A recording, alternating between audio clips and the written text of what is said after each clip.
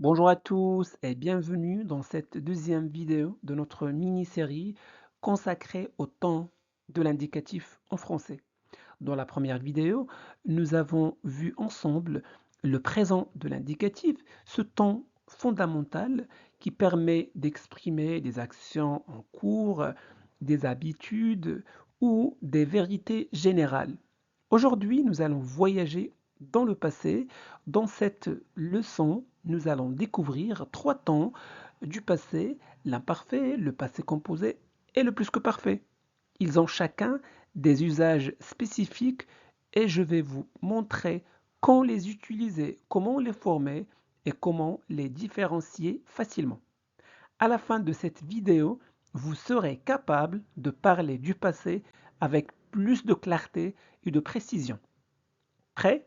C'est parti! Alors, nous allons aborder trois temps essentiels du passé, comme je viens de dire. Le passé composé, l'imparfait et le plus que parfait. Le passé simple, quant à lui, fera l'objet d'une vidéo à part. Commençons donc par le passé composé.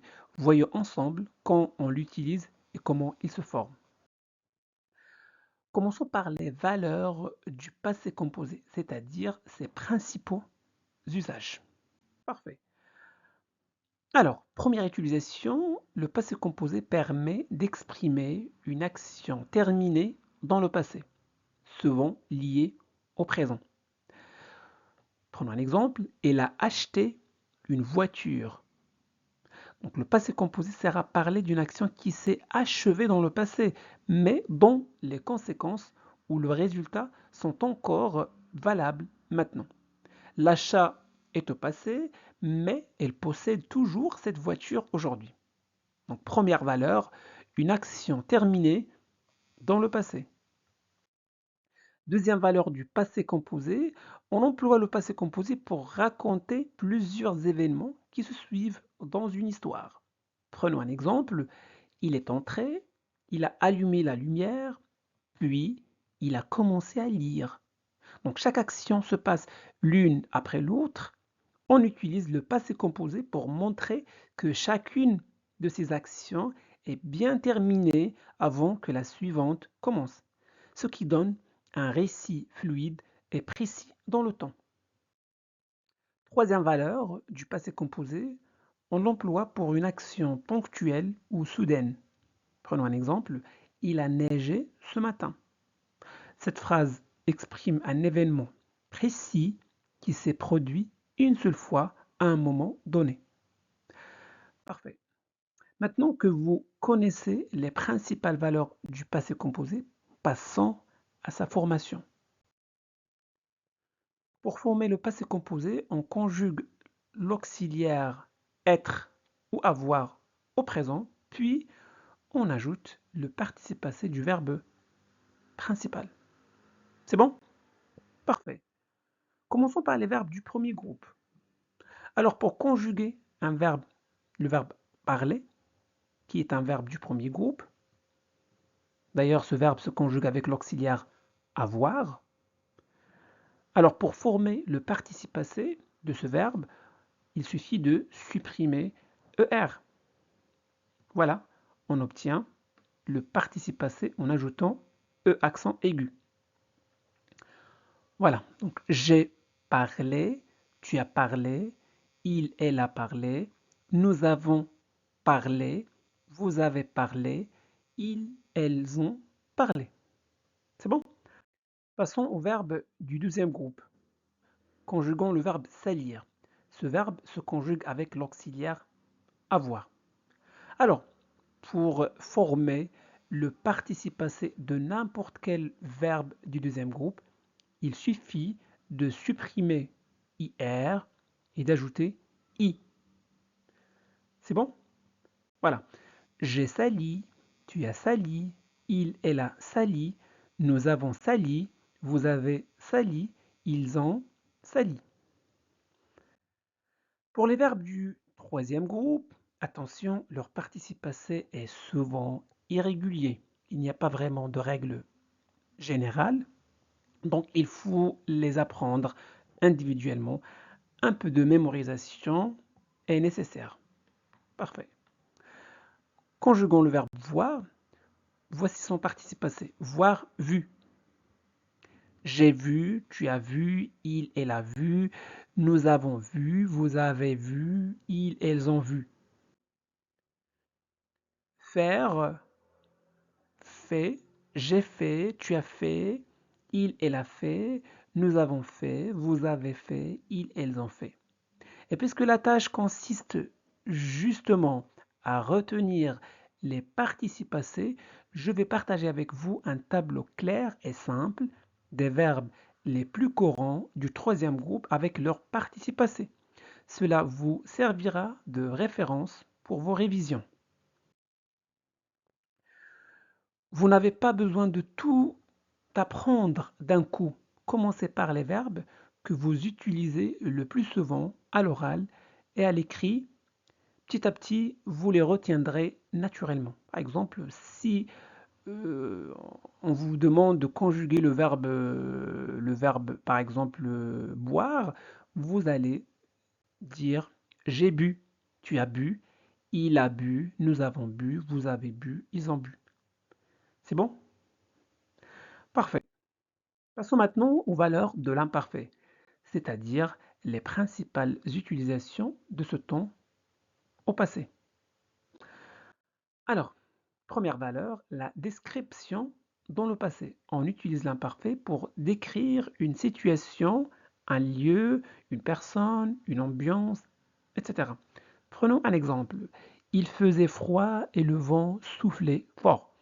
Cette phrase décrit le temps qu'il faisait, c'est un décor, une ambiance. Rien ne bouge, c'est une situation stable dans le passé.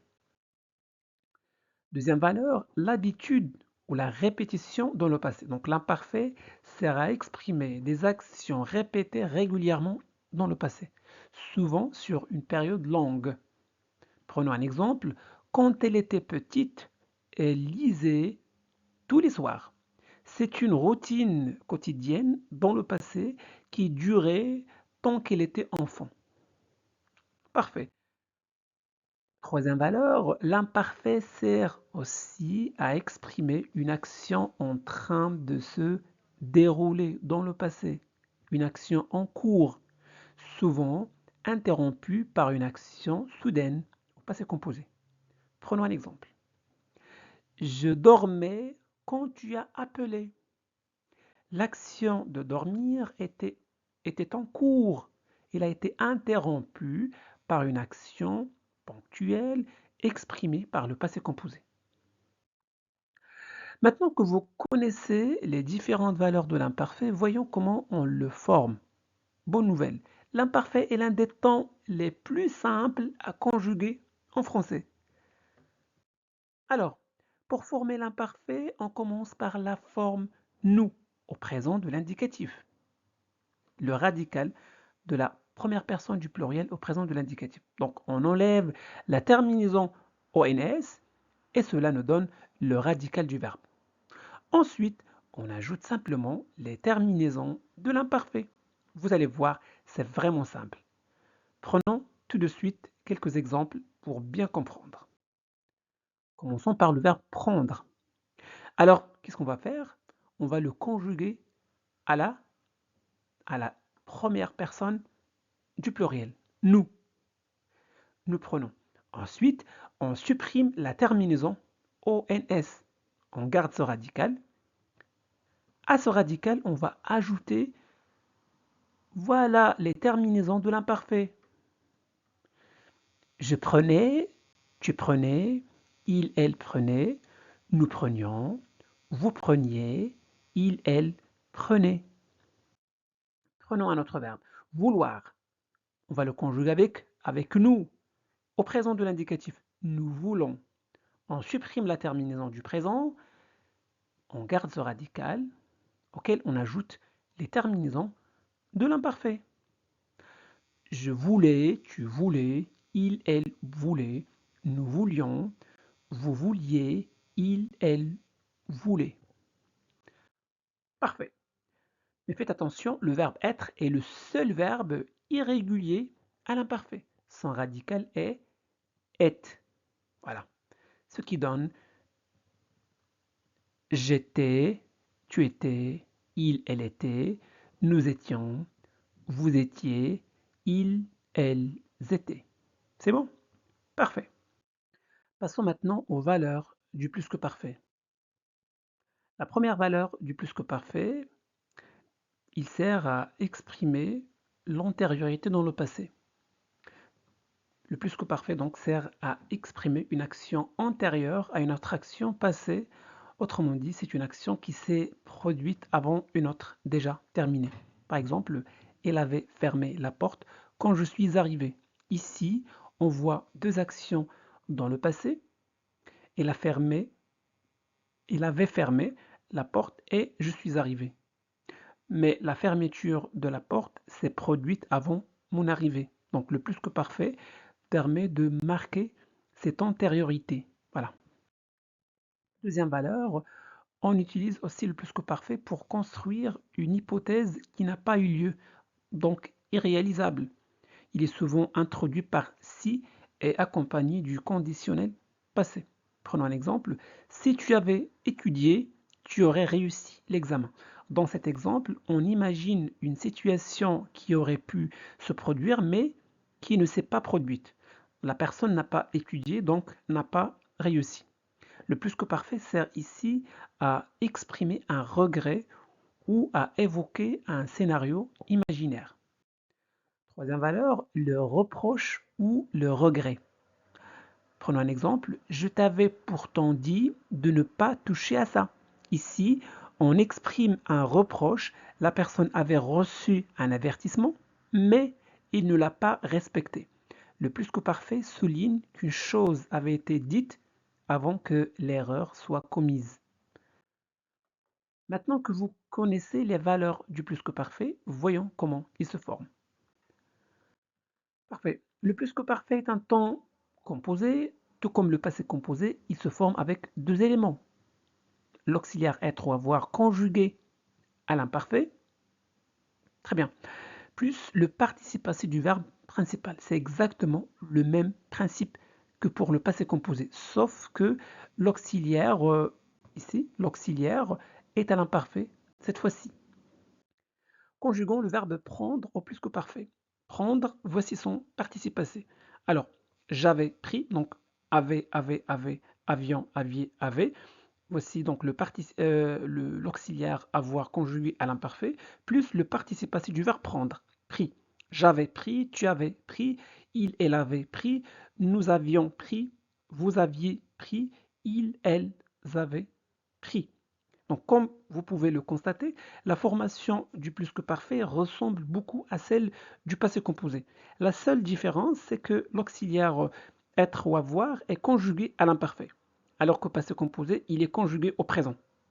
Donc, le participe passé, lui, ne change pas. Donc, si vous maîtrisez bien le passé composé, vous allez très vite comprendre le plus que parfait. Et si vous apprenez le tableau des participes passés des verbes usuels, surtout ceux du troisième groupe, vous serez parfaitement à l'aise. Voici une phrase dans laquelle ces trois temps du passé coexistent harmonieusement. Quand je suis arrivé au cinéma, passé composé, le film avait déjà commencé, le plus que parfait, et la salle était plongée dans le noir.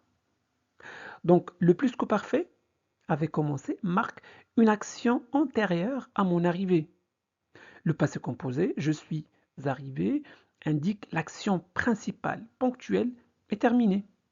L'imparfait était plongé sert à décrire l'ambiance, le contexte au moment de mon arrivée. Et comme vous le voyez sur cet axe, ces actions se placent à des moments différents dans le passé, mais elles forment un récit cohérent et fluide. Merci pour votre attention et bravo pour votre progression.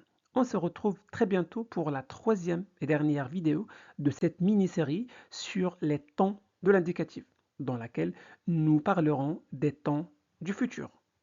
Donc voilà pour aujourd'hui, j'espère que cette vidéo vous a plu. Si c'est le cas, faites-le savoir en laissant un petit j'aime. Vous pouvez partager cette vidéo avec vos amis pour les aider à progresser en français et n'oubliez surtout pas de vous abonner à notre chaîne Classe de français pour ne pas manquer nos prochaines vidéos. Merci de votre confiance. Au revoir.